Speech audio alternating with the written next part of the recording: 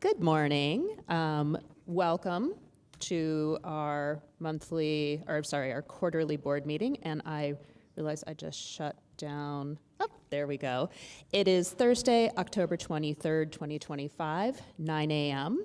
So I'm going to call us to order. And if you'd please join me for the Pledge of Allegiance. I pledge allegiance to the flag of the United States of America and to the republic for which it stands, one nation, under God, indivisible, with liberty and justice for all. And we'll go ahead and determine our quorum. Commissioner Sanchez. Sorry, I wanted to make him have to grab a microphone. Present. Thank you. Ex officio member Ward. Present. Board member Campbell. Here. Board member Peck. Here. Board member Gates. Here. Councillor Corrin. Here. And Vice Chair Shaljo Hernandez. Present. And I, Chair Becky Graham, am present. So we have established our quorum. At this time, I'd call for a motion to accept our agenda. So moved. Shaljo Hernandez. Thank you. Second, Sanchez. Thank you. And I'll go ahead and call the question. Ex officio member Ward, although I guess you don't have to necessarily vote on these since we have quorum, but I always care about your opinion. Commissioner Sanchez? Yes. Board member Campbell? Yes. Board member Peck? Yes. Board member Gates? Yes. Councillor Corrin? Yes. Vice Chair Shaljo Hernandez? Yes. And I, Chair Graham, vote yes. Just a quick change on our minutes for approval, updated the date from April to July. So sorry for that little snafu, but I'd call for approval of the minutes from the last quarterly board meeting held on July 24th, 2025. So moved. Second. Thank you. We're moving right along. Commissioner Sanchez? Yes. Board member Campbell? Yes. Board member Peck? Abstain. Board member Gates? Yes. Councillor Corrin? Yes. Vice Chair Shaljo Hernandez? Yes. And I, Chair Graham, vote yes. We are moving. So we are into our reports and presentations, and very honored to have with us this morning for our community focused presentation, Cat's Meow Adoption Center. Yeah, please, come on up.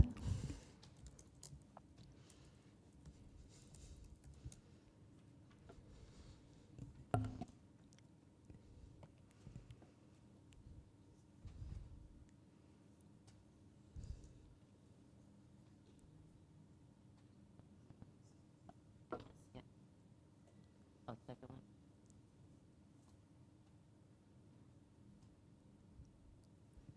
Maybe.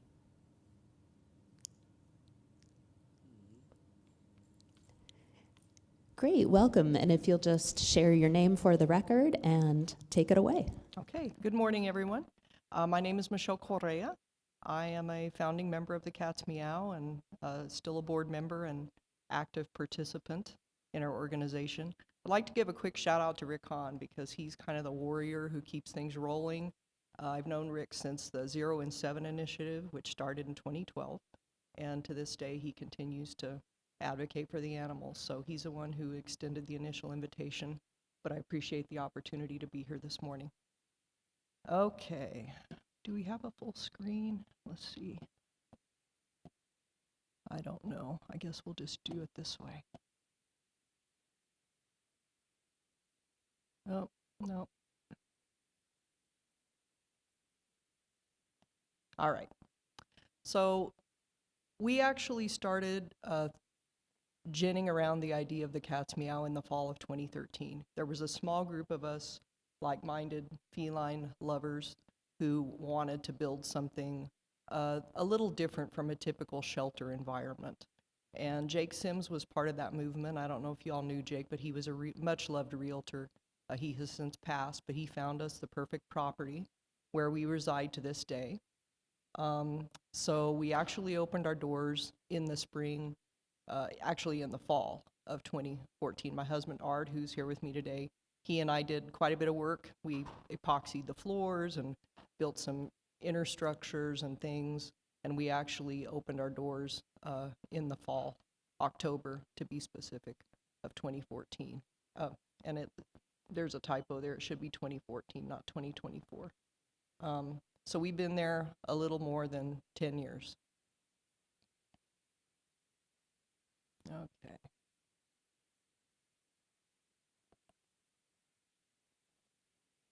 Okay, there we go. So our physical address, we're at 2211 North Mesquite Street. We are open to the public on Tuesdays, Thursdays, Saturdays, and Sundays from 1 to 4.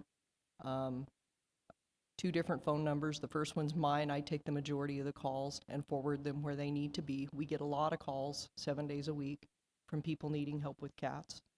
We do have a website. We also have Facebook, and our Facebook connects to our website, and our website also connects to Pet Finder. So we have a very active social media presence, which has really been a game changer for us. That happened a few years ago.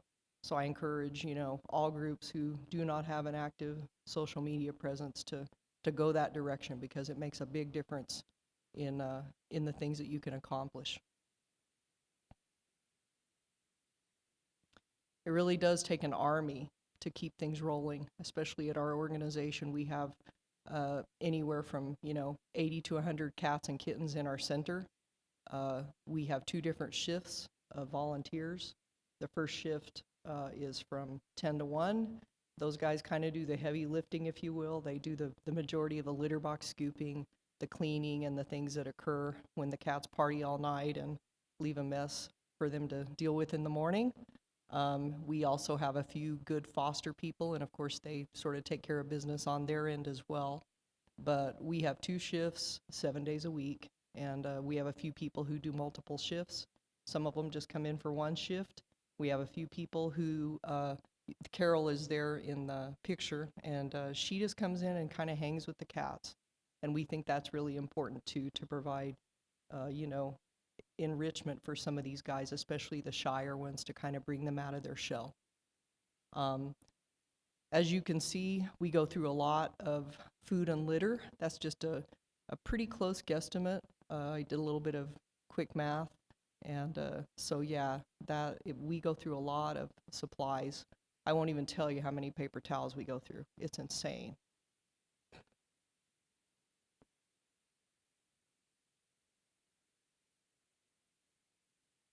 So this is just a snapshot of, about the last 5 years of what it costs to run a facility such as ours. It's an enormous amount of money. 70 to 80%, pretty standard for the past several years, are vet expenses. And that includes things like microchips, vaccines, other medications. We keep some stuff. We have a good rapport with our vets. They know that we don't abuse our privilege with them, and they allow us to have a small stockpile of antibiotics and things, because it just comes with the territory when you're dealing with this number of animals. So we have, ringworm meds and antibiotics and respiratory vaccines and things of that nature that we do in-house to save money. But even so, the majority of what you see there on the screen, which amounts to over $1 million just in the past 5 years, about 75 to 80% of that is medical expenses. We are an all-volunteer organization. Not a dime goes to any of our staff, or we're all volunteer, and so all the money goes to the cats. That is all privately raised. We get a few grants here and there. We do some fundraising events. We do have some adoption fees. Our adoption fees are $70, and our cats are fully vetted, meaning they've had all their vaccines, they're sterilized, and they're microchipped. So it's a losing game. Rescue is a losing game. We put more into these animals than we get out through our adoption fees. But that's what the market will bear. You know, there's other groups in the north, New Mexico, Colorado, they get $150 to $250 for an adoption. We just can't do that here. It's not realistic.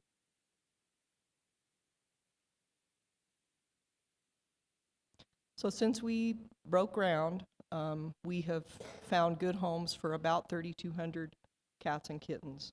That includes some transports up north. We were doing transports into Colorado. We currently do a few transports into Rio Rancho. We have a good rapport with a group up there who do really good work. So that's a little bit of transport, but the majority of those homes have been found right here in this area.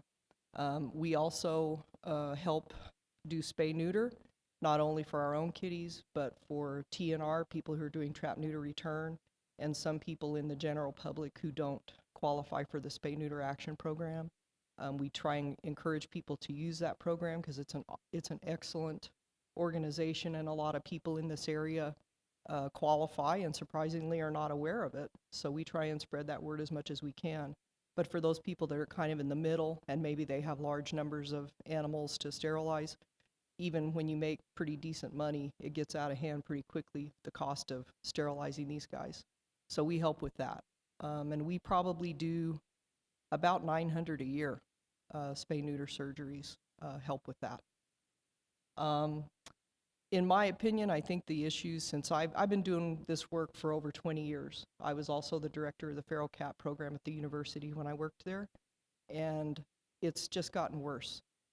We get more calls, there's more need, there's a higher number of cats, specifically. Dogs may be the same, but I deal with cats, and from where I sit, things have gotten worse. And in my opinion, the only thing that's going to change that is getting serious about high volume spay-neuter in this community.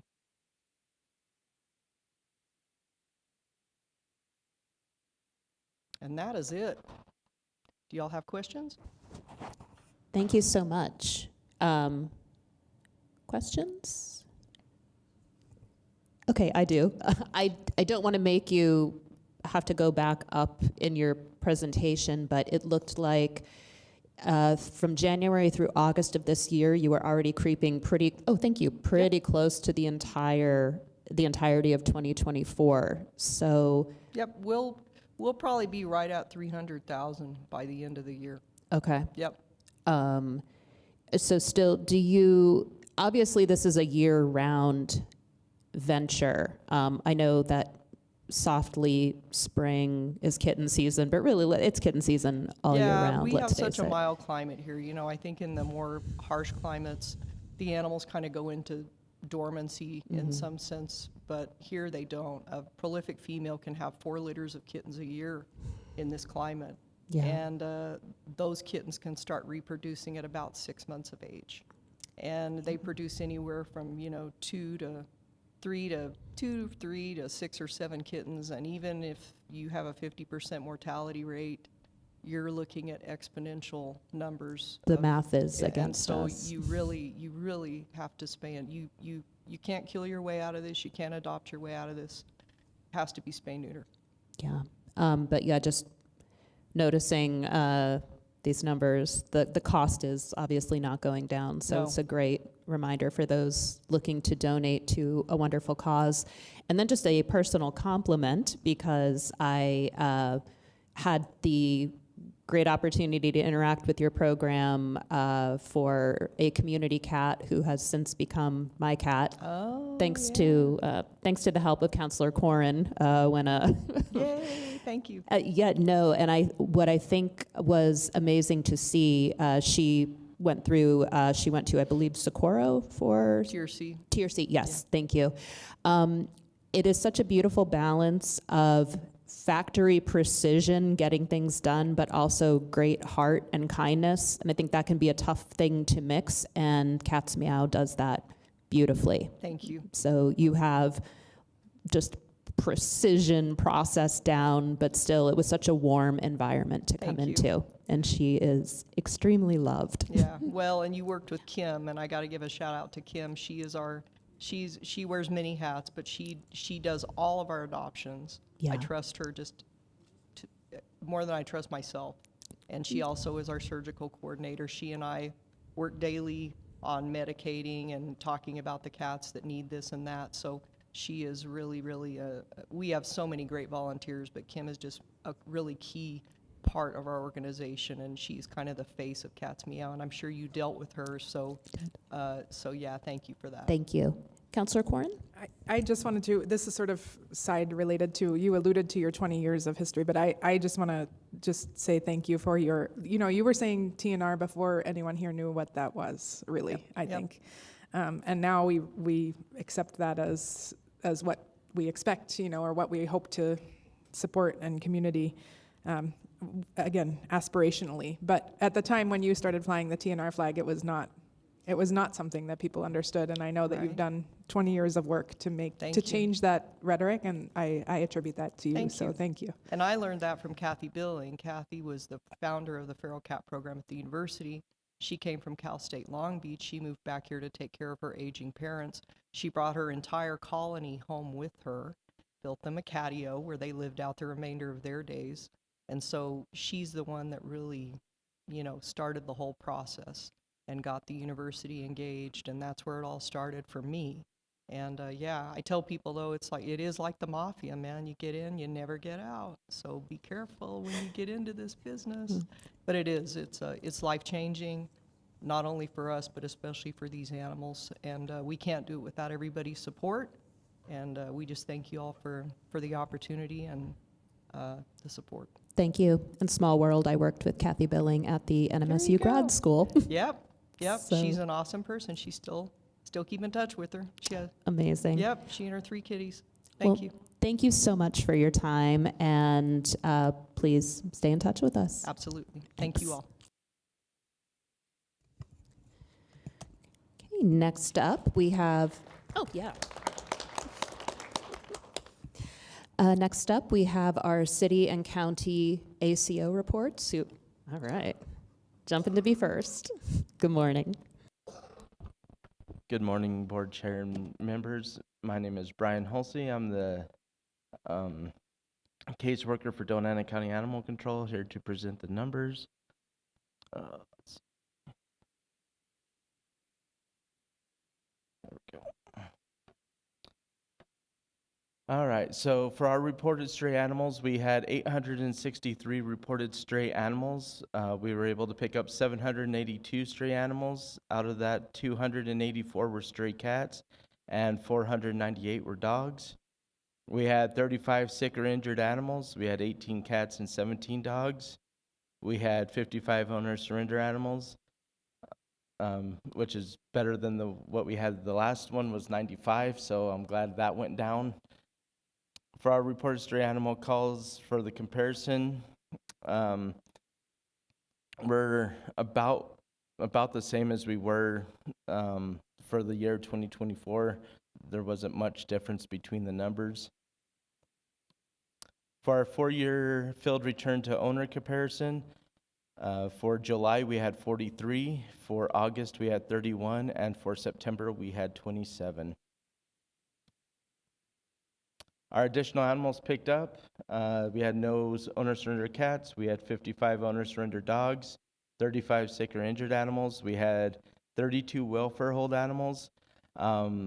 Welfare hold animals, again, are any animals if Border Patrol, the Sheriff's Unit, or anybody that ends up picking up someone and they have animals with them, we will go and pick up the animals as a welfare hold.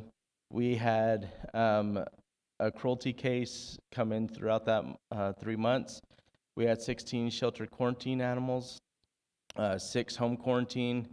We had 2 court hold quarantine cases, and we currently have 10 live evidence animals in our court hold facility.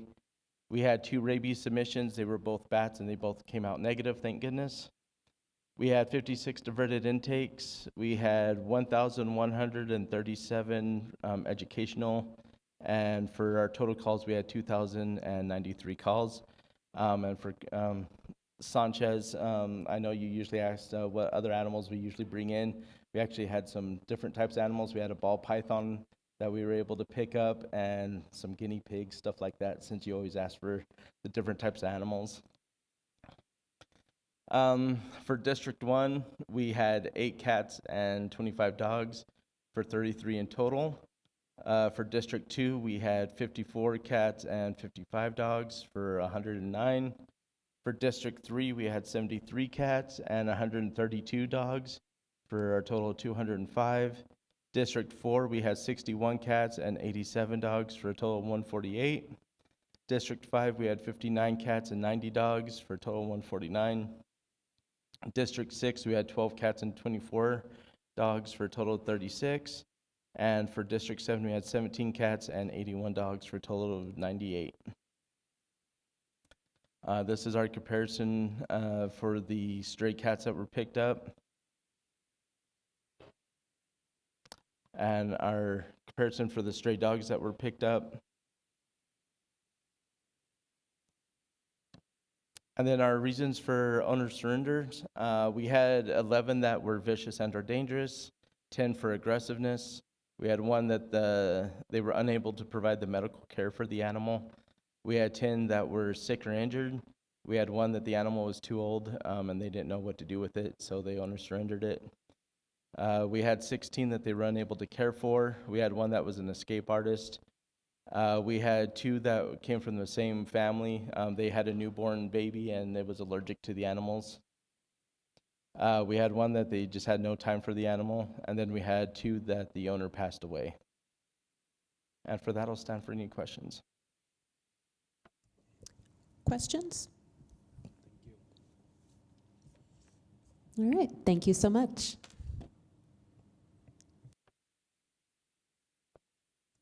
Good morning. Good morning, Madam Chair, members of the board. Gino Jimenez for the City of Las Cruces. I will present to you this third quarter numbers. I am going to continue to do what I have done in the past, and I've included July, August, and September numbers in it to give you a reference point to look back at those individual months. However, I will fast forward slowly to was it September? To give you the quarterly finals. So here's July's numbers.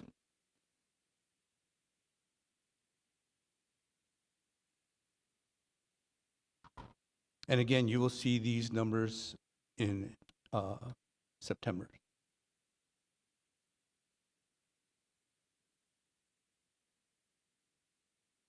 Here's August.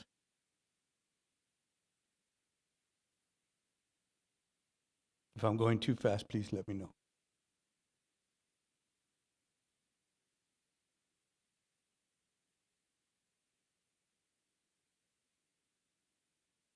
And here I will begin with the presentation. This is September's numbers. With our next slide, it shows the 3-year stray animal calls. So for the month of September, we responded to 455 stray animal calls, bringing us to a total of 3,954 for this year. Here is our first peak performance goal, 65% of reported animals secure. That is our goal. Animal control is able to do 49%.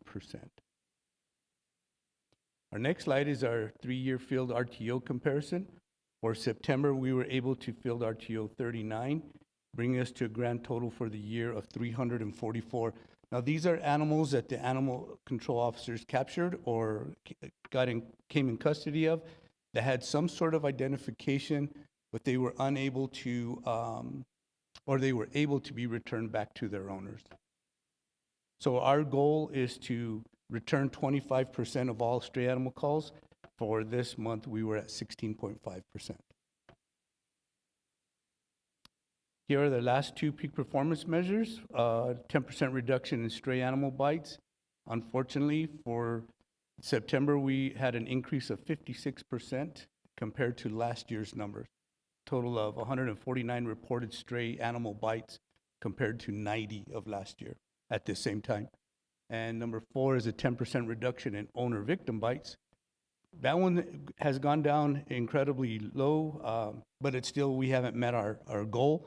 It's a 1% decrease from 91 reported stray animal bites or owner victim bites to 92. Here's our community cat program graph. It shows for the month of September, we responded to 70 stray cats in traps. 11 of those were community cats, which were released back to the area. So we had a total of 611 stray cats in trap calls, and we were able to release so far 114 community cats. Finally, our reasons that we were unable to field RTO, 20 for dogs that there was no contact at the home or by residents. One was a PO box only, and the second one had an El Paso address. 10 chips were not updated. 6 dogs, the owners were at work and could not meet the animal control officer. 2, the owners were out of town. 2 dogs that had the chips, but they could not reach, the animal control officers could not reach the microchip company. 1 dog, the owner couldn't pick it up, unknown reasons why there.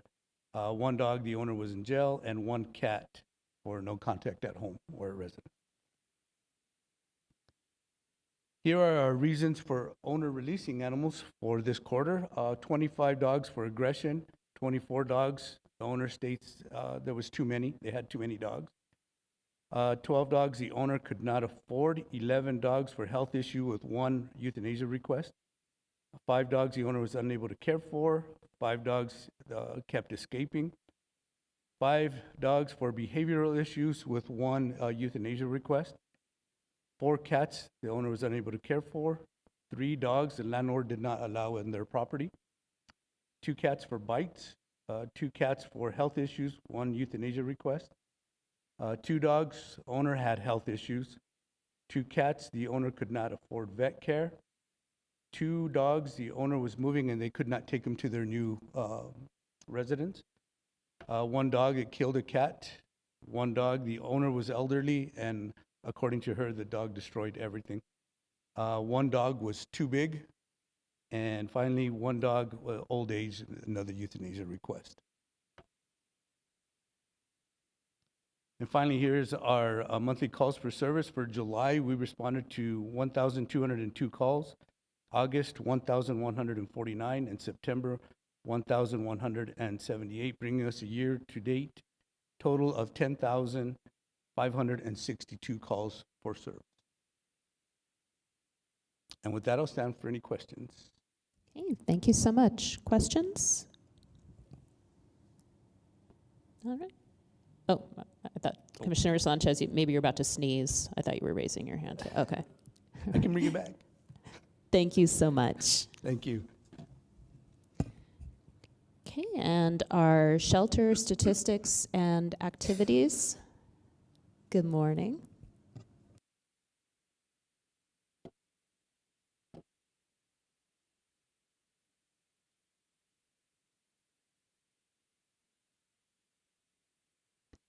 Hi, good morning. It's Liz Seeley, Interim Director for the shelter. Before I begin the presentation, I just wanted to take a moment to introduce you all to our new veterinarian, Dr. Monty. He's here with us today. He's worked with us at the shelter for a while now, and he just recently accepted the veterinarian position.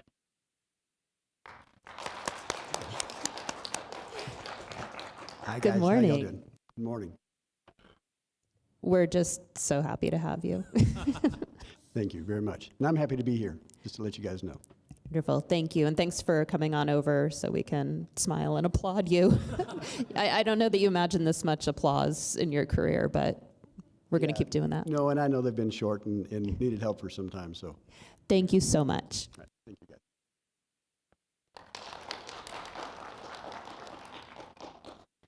Okay, so these are our third quarter numbers.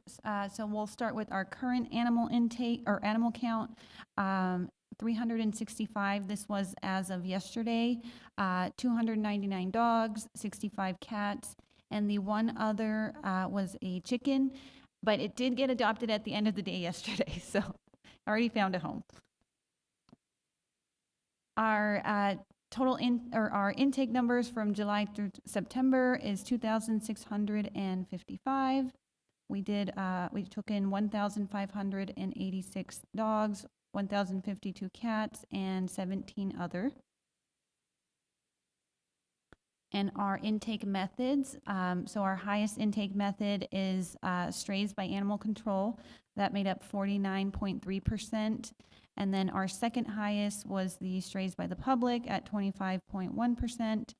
And our owner surrenders were the third highest.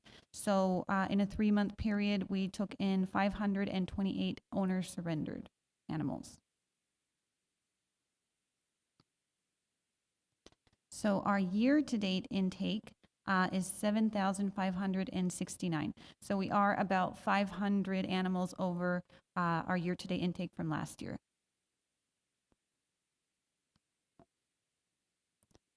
The outcomes for the third quarter, so we did 700 adoptions. We did phenomenal there. That's really the highest number we've seen in quite some time.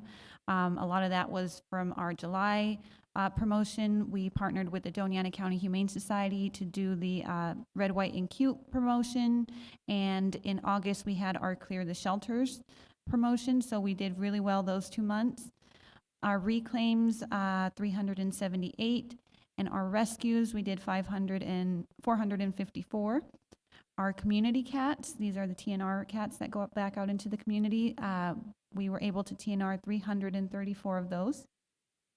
And our euthanasia was 839. So that brings our total live release, or our live release rate for the third quarter, 69.1%, and the year-to-date live release rate is 67.4%. These are our returns for the last 3 months. So there was 28 returns, 27 dogs, 1 cat, and those are the reasons for the returns. Health issues for the animal, behavior problems, can't afford basic care, landlord doesn't allow. So the landlord doesn't allow. This number would have probably been a lot higher in years past, but now we do a lot more counseling with adopters, so we actually sit down and take the time to talk to them and make sure that they have everything in place before they adopt the animal. So with 700 adoptions and only 1 return for landlord, that's a really good number. It just shows that we're doing our due diligence when we do the counseling. Lifestyle changes, that would mostly include moving, other pets incompatible. There were 7 dogs returned for that, and wasn't a good fit. There were 6 dogs returned for that reason. The 1 cat that was returned was for other pets incompatible, so they may have had just another grumpy cat at home or a dog that just didn't get along with the cat they adopted. But overall, 28 returns in a 3-month period is pretty good.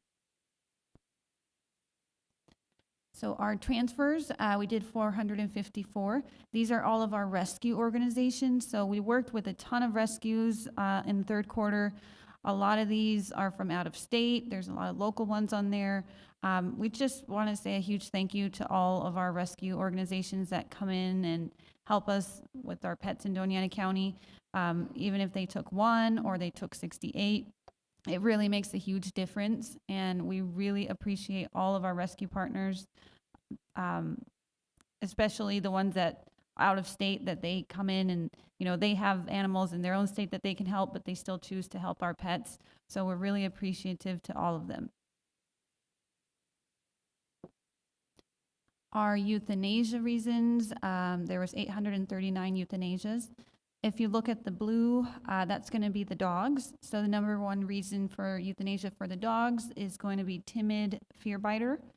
Again, this is a behavior that's completely natural. The shelter is a stressful environment, but it's not always an adoptable behavior. So we really can't put the public at risk when we get an animal that's a fear biter. We give them as much time as we can, but when you have a revolving door of animals constantly coming in, we can't give them more than a few days most of the time. So that's really the number 1 reason, probably throughout the year, that we euthanize for dogs. For cats, respiratory signs, upper respiratory signs, non-treatment. So we do have a medical building that all of our animals under treatment go to, and it's separate from our adoption building. So if a cat either comes in with URI or breaks with URI, we really want to remove it from the adoption population immediately, since it is an airborne illness and it can be contagious. The problem is if our medical kennels are full, there's really no place to keep that cat while we do treatment. So that's the number one reason that we euthanize cats during this last quarter. Our surgery count in July, August, and September, we did phenomenal. We did the highest numbers that we've seen all year. We really did well in July. We did 509 surgeries, and our year-to-date number, we've done 3,337. And our surgical team is just a handful of surgical techs and a veterinarian in a small room doing all of these surgeries. So they're doing amazing work. And now with our new veterinarian, our goal is to try and increase these numbers as much as possible with the resources that we have. So we're excited to see what's to come. Our visitors, our total year-to-date visitors, we've seen over 10,000 people come to the shelter this year. As we kind of predicted in July and August, we saw a lot more people coming in due to our promotions, our July promotion and our Clear the Shelters promotion. It dipped down a little bit in September, but we still saw 1,561 visitors in September, so that's still a really good number. So we're happy that our pets are getting seen and that people are still coming to visit. Our marketing report for the third quarter, our website had a Clear the Shelters page this year, and it did really well. There was over 6,000 visits to that page. Our social media visits from our website was over 32,000, and our total web views was 115,000 with 16,000 registered new users. And these views are just a click. Each one counts as a view. So if you view multiple animals during the time that you're browsing, each new page that you click on is going to be a view. But our website is doing really well. We have a lot of information on our website.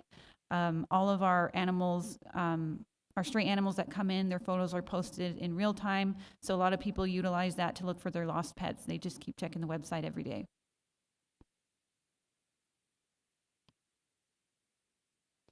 Our volunteer hours.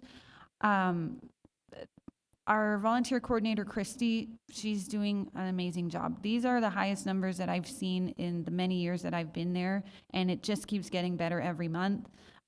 In September, we had 37 new people sign up to become a volunteer, and they help out with everything from kitten socialization to cleaning, dog play groups, walking, anything that we need help with, they're there to support us. And we see a lot of new faces every day. I don't even know half of their names because they're just coming in, new people every day. So we're really appreciative to all of our volunteers that continue to support us and our dogs and cats.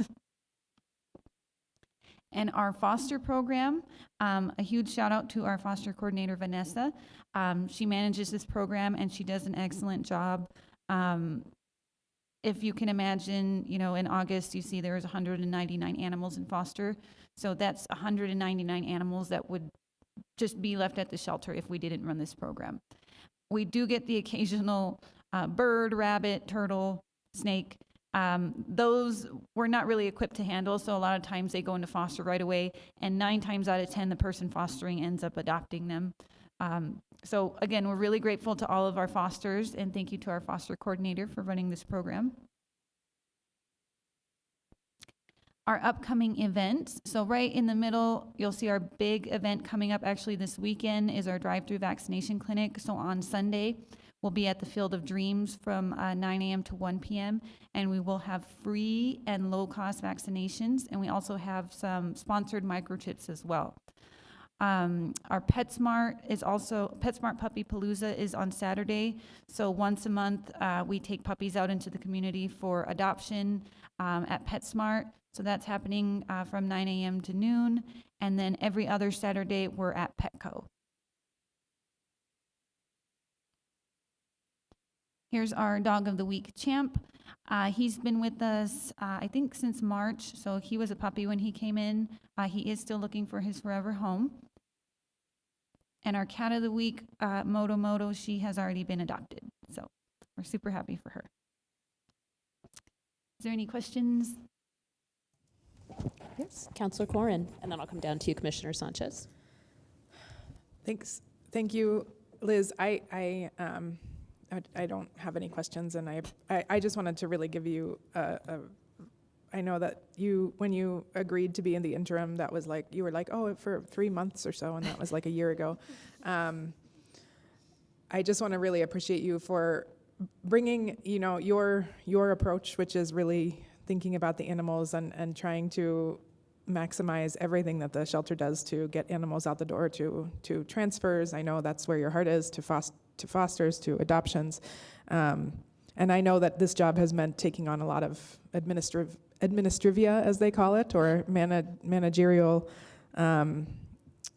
tasks that I know are really difficult and not necessarily that easy to navigate. And so I feel like having worked with executive directors throughout the time of the ASCMV, I really appreciate the commitment that you've brought to that. And I know that it's been a lot of work, but I think you've done a really great job in terms of trying to work as best you possibly can at making sure that the shelter is functioning as well as it possibly can be. And you've done an extraordinary job. And I just really want to appreciate your hard work and thoughtfulness and trying to, keep all of those things that we're all worried about all the time, and then all of the things that we don't see behind the scenes that I know that you're really working very diligently at. And I just want to appreciate you for that. And sorry that it's been like a year instead of 3 months. But thank you. Thank you.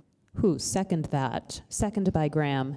And yeah, interim needs a hard definition, like that should come with a time parameter. But yes, thank you so much. Commissioner Sanchez? Thank you, Madam Chair. And Liz, I just want to say, again, I think I want to say thank you for stepping up and continuing for this time.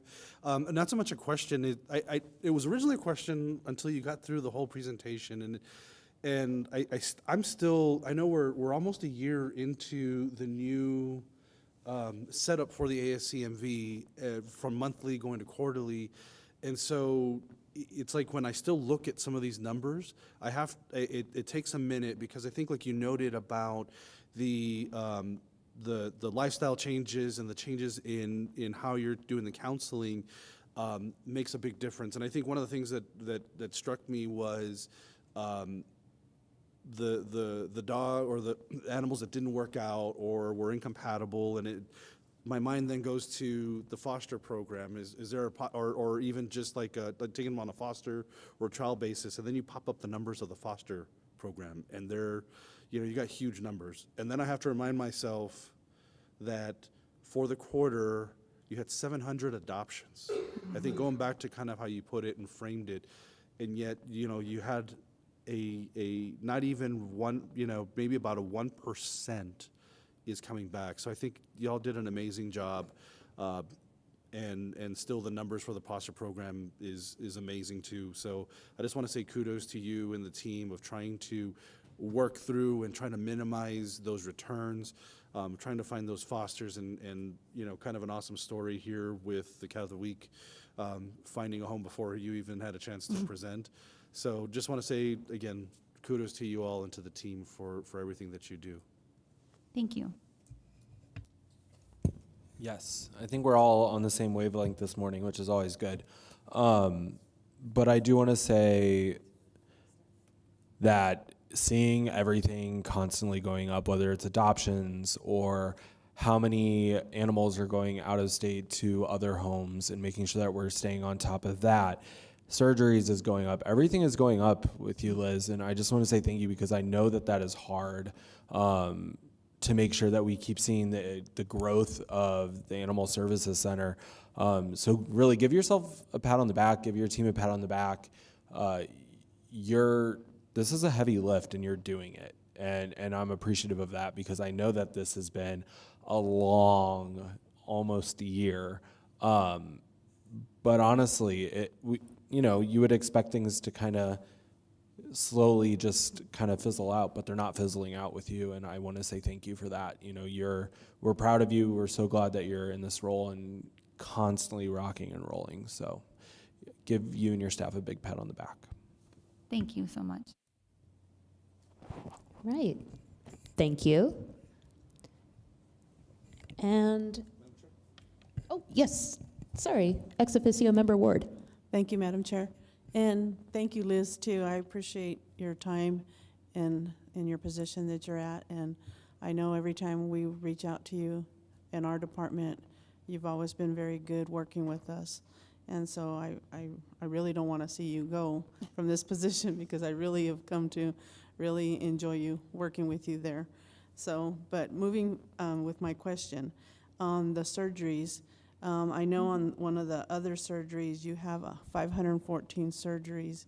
Could you give me just an overview of what those other surgeries represent in regards to that?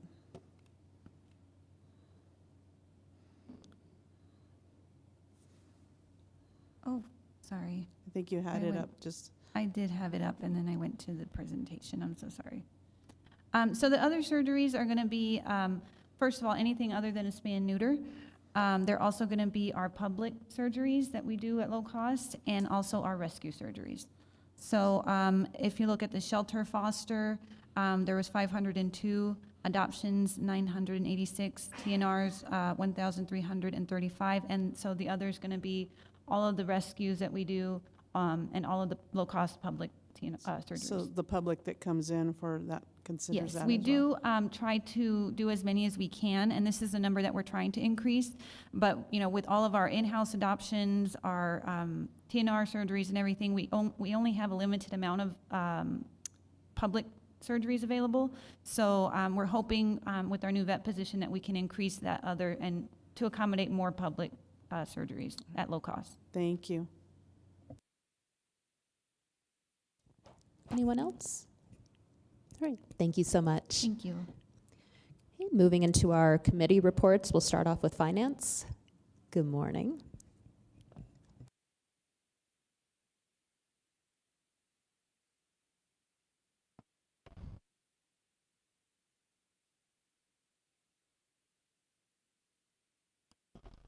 Good morning, Madam Chair, members of the board. My name is Josh Saffel, and on behalf of the Finance Department of the City of Las Cruces, I'd like to present the unaudited financial statements as of September 30th, 2025. So to start with, we'll look at our statement of net position. This is for all funds, so it includes the general fund, your capital fund, and your special projects fund. So we have total current assets. We have pooled cash and investments of $1,862,479. Receivables of $550, and our capital assets are $299,157. This leaves us with total assets of $2,162,186. This, of course, is offset by our total liabilities of $371,083 and a fund balance in all funds of $1,791,103. We move on to our statement of revenues, expenses, and changes in fund balance, budget, and actual. So this is just the general fund. We see total revenues of $1,763,328, and that's at 34.3% of the budget. We have total expenditures of $1,037,853, and that's at 18.7%. Our budget parameter, this is, of course, the first quarter of the fiscal year. So our budget parameter is 25%. We can see that our revenues are at 34.3%, which is well above that 25%. Of course, the majority of that is due to the fact that both the city and the county provide a large upfront sum to cover cash outflows. So that's why we see that being so large. And of course, our total expenditure is at 18.7%. So that's actually well below that parameter. So we're performing well. That left a change in net position of $725,475. Our net position at the end of the period, and I want to apologize, I didn't catch this until just now. That should actually be about 1.4 million, not 889,000. I apologize. I think this error was made because I'm used to working in Excel, and so as I put these numbers in, I thought it was going to add up at the bottom. That will be corrected the next time we present. So moving on, we're now going to look at each different program that we have. Budget and actual for the executive director program. We see total expenditures of $37,115, which is 18.1%. Once again, that's well below our 25% budget parameter. Next is our medical director program. We see total expenditures at $248,114. Again, 16.5%, so again, well below the 25% budget parameter. Our kennel director program, we see the total expenditures at $398,177. This is 18.9% of budget. And finally, our administrative operations. Here, the total expenditures were $354,447, which is at 20.6% of the budget. And again, that's still under the budget parameter, even though it's a little higher than the other programs were. Finally, we have a breakdown of the grants and donations that are out and the balances remaining. So far, the total balance remaining in all grant funds is $99,697. I did want to point out that first grant from the Humane Society for $2,400. That will actually be cleared off by next quarter. That was actually for expenditures that occurred back in, I want to say, 2023, but unfortunately, they weren't charged to the correct project codes in the system, so they weren't recorded as the grant. So we're now working on cleaning that up, and that should be cleared off of that by next quarter. With that, I stand for any questions. Thank you so much. Questions? Looks like no. Thank you so much. Okay, moving into executive committee report, and I will invite my, did you want to say something immediately, or? Oh, no, go. Oh, okay, go ahead. I was just getting ready just to support you. Oh, okay, thank you so much. Our primary directive has obviously been our director search, as we were just talking about, as we were all thanking Liz from the bottom of our hearts. I want to thank my director search subcommittee members, Vice Chair Shaljo Hernandez and Board Member Gates, because we have finished our charge. We have 3 finalists who will be coming out. We're hoping next month. We are getting ready to schedule those visits, and I'll ask my fellow board members, please don't scurry off at the end of this meeting, because we're all going to compare calendars. So hopefully we'll be able to firm up those dates. As noted throughout, the ASCMV staff is going to have input in as we're making this decision, both through a survey tool that we're hoping to see pretty soon from Affion, our hiring company, and also through some one-on-one visits. We're going to make sure that each candidate comes out and has the opportunity to tour the facility and visit with staff one-on-one. We're also going to have a community survey and a community I'm thinking of it loosely as like a meet and greet opportunity for all of the finalists. So hopefully, so the community can have a little more one-on-one personal, get to have some conversation. And we will, again, we're going to give plenty of notice on that. Anything, subcommittee, anything you want to add to that? Okay, cool. We've also talked about some great upcoming funding, which I know until we firm those up, I can't go into a lot of details, but some new grants coming on board and also some very generous estate gifts. So kudos again to the shelter staff for continuing to show the capacity to win and attract that kind of funding. Also, you know, the exciting, we have our new vet on board and also some additional personnel. Board member, I think you're pretty through your search, but you've been involved in something. Things are happening, we'll just say it that way. Also some job postings. I wanted to thank Assistant City Manager Sonia Delgado, who isn't able to be with us this morning, but she has been instrumental in getting some job openings posted really quickly and also coordinating some on-the-ground help to fill some existing gaps. And we had also discussed some internal policy updates that had been ongoing. That's just life with a JPA. But thanks again to Liz for spearheading yet another duty that she has taken on. So much appreciated.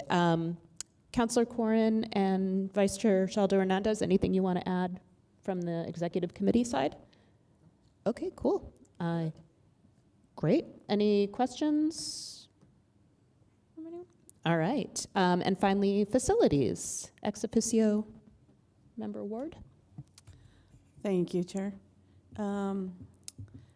Okay, and I apologize, I did miss a couple of the meetings for various reasons, but I did get the report from Liz on the last meeting. So some of the topics that were discussed was flooding in the new adoption building. So there was rainwater that continues to seep down through the walls into the adoption area and the front office and the break room. So there was a sealant that was applied to the outside of the building, and as a potential fix, so facilities placed a new work order in and hopefully they'll evaluate the situation. There was also maintenance coverage for the manager who's currently working in the medical leave for several weeks. The animal services will need to rely more on the facility staff for smaller repairs during this time. In the play yard area, there's flooding. It was previously reported on some issues in the flooding area. It's still under review, and the city's considering some solutions, which may include rerouting standing water, rainwater into a new retention pond. There's a sidewalk concern between the adoption building and the medical building, which does not have an ADA access ramp. So they're looking at some way to resolve that, so that way individuals don't have that difficulty accessing the sidewalk. And then finally, the medical kennel area, there's some repairs that need to be applied or were applied for state funding to replace medical kennel that has been repeatedly repaired, and it's nearing its end of its usable life. And then the current kennel areas, there's a leak underneath which is creating a risk, contamination, water spreading illness such as Giardia or coccidia. So if the funding's allowed, it will cover replacement kennels and necessary concrete repairs. Hey. Anything else that you want to add to that, Liz? We're good? Okay. Okay, thanks. Questions? And I'm wondering if last night and this morning was maybe a test for that sealant. Did it seem to work? Okay. Okay, well, we'll be cautiously optimistic about that. All right, thank you so much.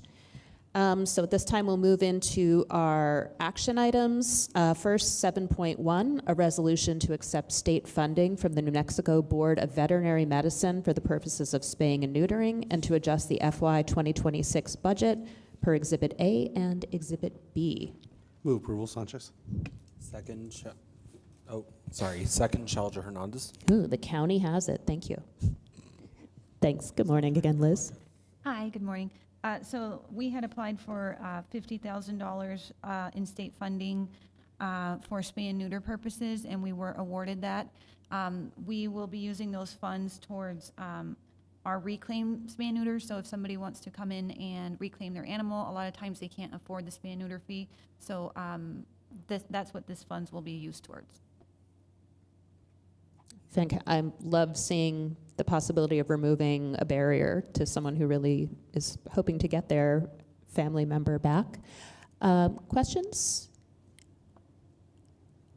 Oh, and Board Member Gates, and then ex officio Member Ward, did you have a question or did you? Okay, perfect. Thanks. At some point we start like blocking each other out sound-wise. Board Member Gates. I just wanted to ask, because I believe the city's new animal ordinances specify after 2, they must be spayed or neutered. Do you all do that regardless of how many times an animal has come into your care?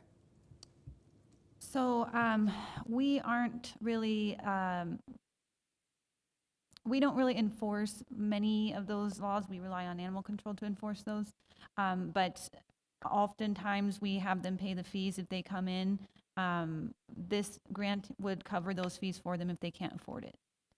Okay, but it's just like basically anybody reclaiming. It doesn't matter that this is the second reclaim. Right, Okay, yes, cool. anybody.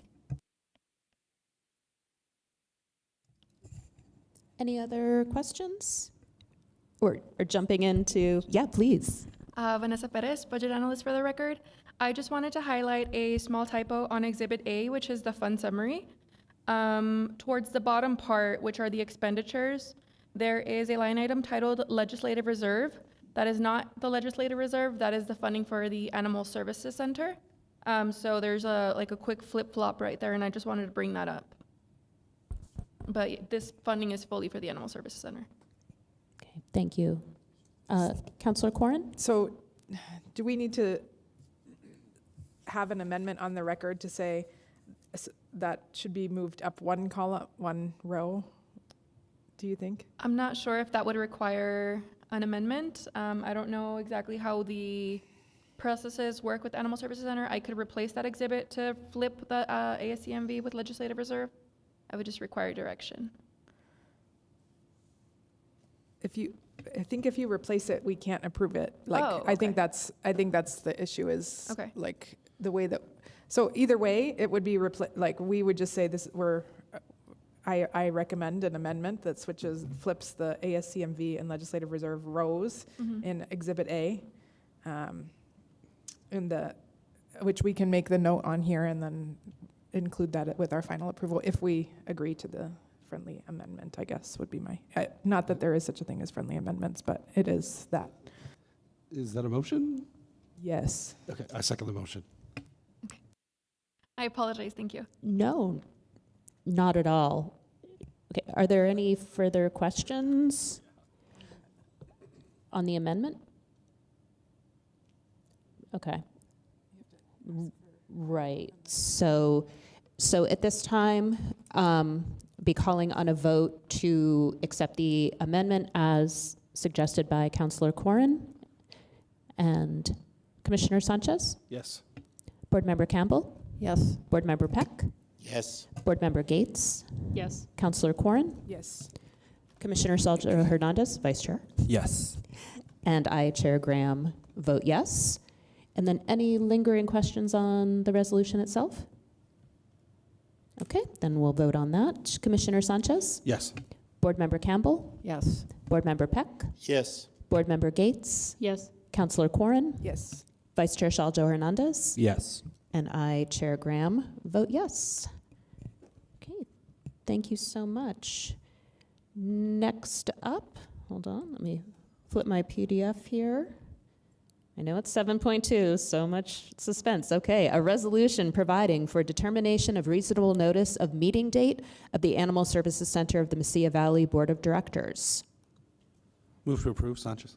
Thank you. Second, Corin. Okay, thanks. Liz? Hi. So this one is just the resolution approving the reasonable notice of our meetings, so of all of our board meetings for next year. Okay, great. Any questions?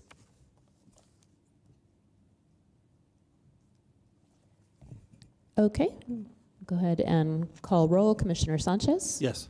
Board Member Campbell? Yes. Board Member Peck? Yes. Board Member Gates? Yes. Councillor Corrin? Yes. Vice Chair Salgado Hernandez? Yes. And I, Chair Graham, vote yes. And then similarly, 7.3, a resolution approving the 2026 holiday closure schedule for the ASCMV.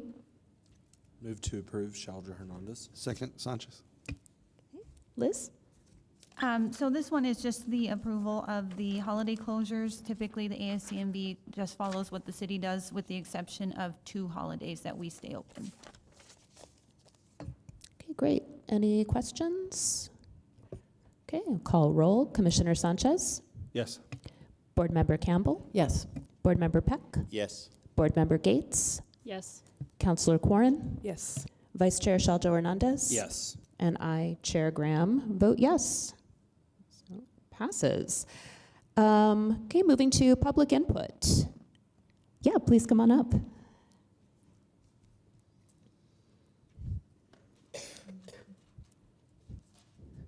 Sorry, our timer is not on today. Will 3 do for you? And I'll I'll just be brief. softly keep an eye on Yeah, it. no worries. Good morning. Good morning. Jerry Wheelis. I just had a question actually for Liz, if you don't mind clarifying. When Jennifer brought up the ordinances, you said that the ASCMV doesn't enforce a lot of them. Could you explain that a little bit further? And also specifically, when an animal is brought in on its third time, so it's already brought in second, are you waiting for animal control to tell you that, yeah, this animal must be mandatorily sterilized? Or what's the process with that? And also, what is the process if you've implemented anything with the exemptions? If somebody has an exemption to the ordinance, are they providing you with the information, or are they providing animal control, or just kind of logistics and things like that with the new ordinance? Thank you. So just to answer that question, so we do require them to pay the fees for the spay and neuter when they come in. So that's the part that we enforce is the fees that they pay when they come in. As far as the 3 time ordinance that comes in, we do really rely on animal control to enforce these types of things. So when animals come in and, you know, they've been reclaimed a couple of times, we don't want to put a barrier on them reclaiming the animal again, but we do charge them the fees that are associated with the sterilization. I'm not, I'm not sure if you, Supervisor Jimenez, I'm not sure if you might want to talk a little bit more about how these two things are interacting. Basically, them ending up being reclaimed versus you, sort of the interface that you have with the owners as if they're violating the ordinance and how that is sort of rolling out. I think that's sort of part of what you're talking about too, right, Jerry? Is how these two things, because the shelter is trying to not have animals be in the shelter. You all are trying to enforce the ordinance on the end of the owners. So I think it might help if you might clarify some of that Absolutely. logistical stuff. Madam Chair, members of the board, and Liz brings up a good point. They don't want to be the barrier there to keep their animal from going home, and I completely understand that and agree with that. However, if the animal is brought in 1, 2, or 3 times, it's up to the ACO to put those in the notes that this is the 2nd, 3rd, or 4th impound, whatever the number may be.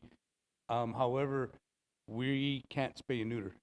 Animal control cannot spay and neuter. So then we're having to follow up with that homeowner or that animal owner and then basically force them to go get it spayed and neutered.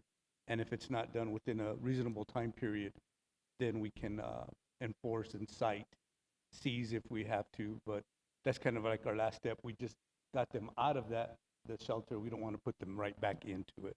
So it's just a matter of Liz and I communicating and seeing that number, where we are with that number of impounds with that animal.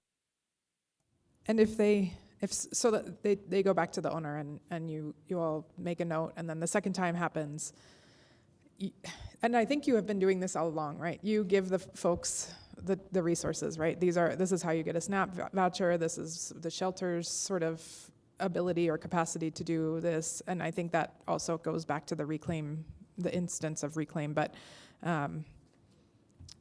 or you can get the animal spayed or neutered and show us that you had that happen, right? That's another part of that interaction. Absolutely. You're on your own, totally separately. One of the requirements when they do redeem their dog is that the Animal Service Center will collect that spay-neuter deposit as required by state statute.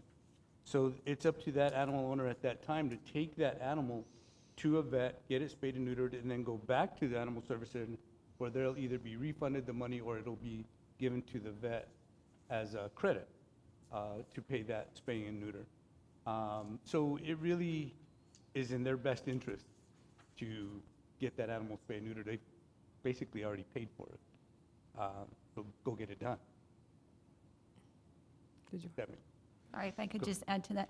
We also do, a lot of times, if they agree to get their animals spayed and neutered, we reduce the fees greatly. So we want to do everything we can to make sure that they get spay and neutered. That's why this funding for the $50,000 is really important. So if, they can't afford it, we are getting that paid for that surgery. It's not just something that, we're just doing for free. So we can offer that to a lot of people that do want to spay and neuter their animals. There are some that just are adamant that they just do not want to spay and neuter, and in which case they do pay the fees. Thank you both. Jerry, does that get to your question or no? Sort of.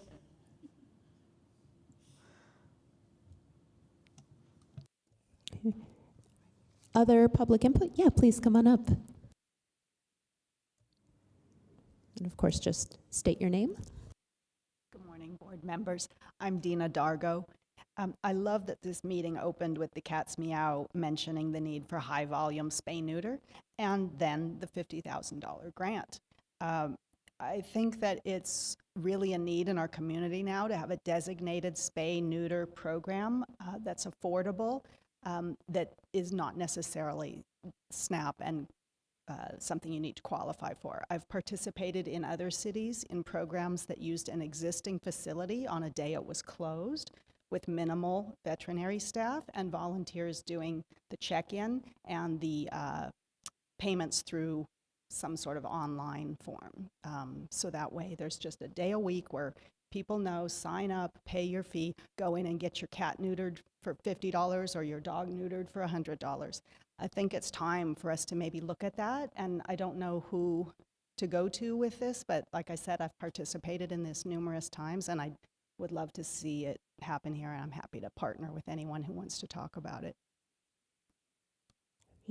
Thank you so much, and please feel free to email amongst the three of us as a current executive committee for sure. Will do, and I have a friend doing this program in Tennessee as well, and I would love to get some statistics from her and some information as to how she got it rolling. Love that. Thank you so much. Thank you. Other public input?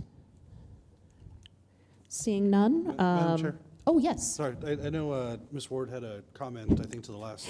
Thank you so much. And thank you, Commissioner Sanchez, for, I'm sorry, I just don't turn my head far enough to the right. Thank you. We're good. I just wanted to make sure we get. Thank you. Get your attention. We're here. No. Thank you, Madam Chair. I just wanted to comment on that, and thank you for that.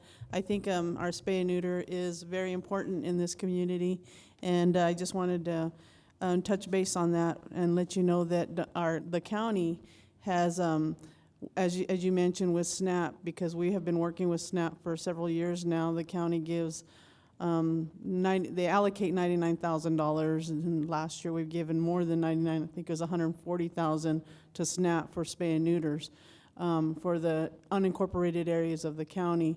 We have our own veterinarian for the county. She's getting ready to go out, I would say within the next couple of weeks, into the unincorporated areas as well.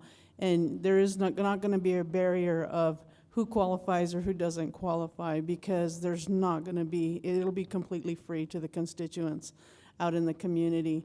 So she'll be going out to these rural areas and vaccinating, microchip, and spay and neutering these animals out into the community, along with her, she'll have her surgical techs out there, the whole surgical team, and that'll be going out there. This will be a brand new program for the county, and we're very proud of it.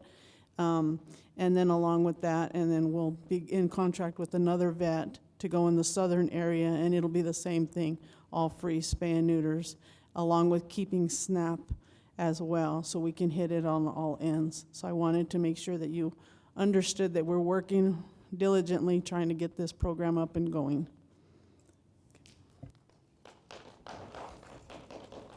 Thank you so much. Board Member Gates. I just would like to request that you highlight that at the next board meeting. I'd love to see statistics of the surgeries you do. I'd love to see the vaccines, everything, even the amount of SNAP vouchers you gave out. I think that's very important to highlight, and maybe that's actually even something we should track a little bit better at the shelter, is just when we have done that, given a voucher for like internal spay neuter, and then also handed or, received a SNAP voucher, just so that we can have that to see what is going on, I think, particularly with regard to the program that is making those surgeries happen.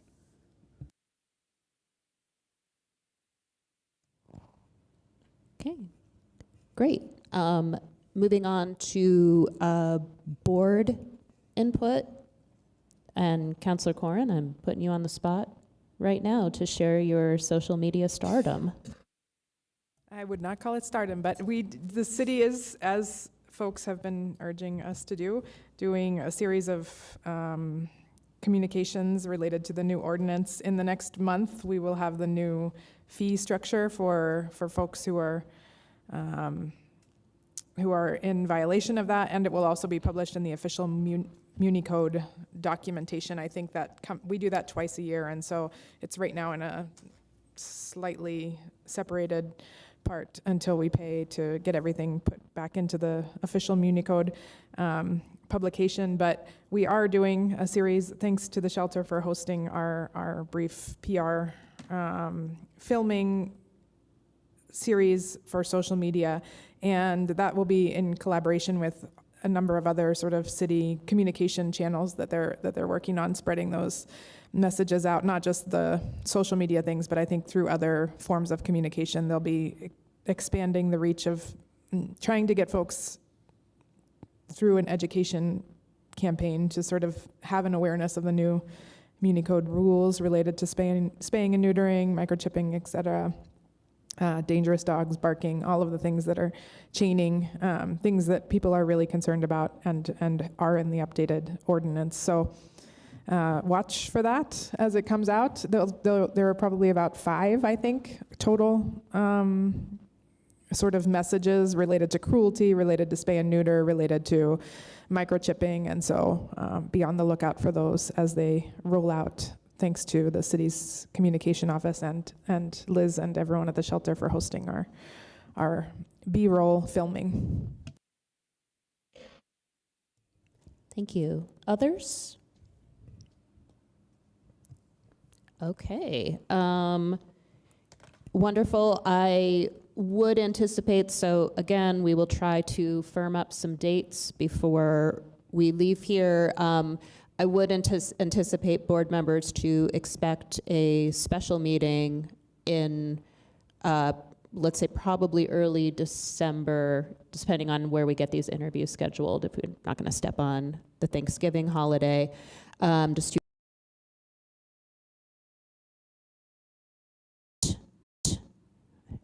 I'm just going to roll call it to be careful. Commissioner Sanchez? Yes. Board Member Campbell? Yes. Board Member Peck? Yes. Board Member Gates? Yes. Councillor Corrin? Yes. Vice Chair Shaljo Hernandez? Yes. And Chair Graham votes yes. And we are adjourned at 10:17. Thank you so much. And thanks to our assistants in the booth for helping us live stream.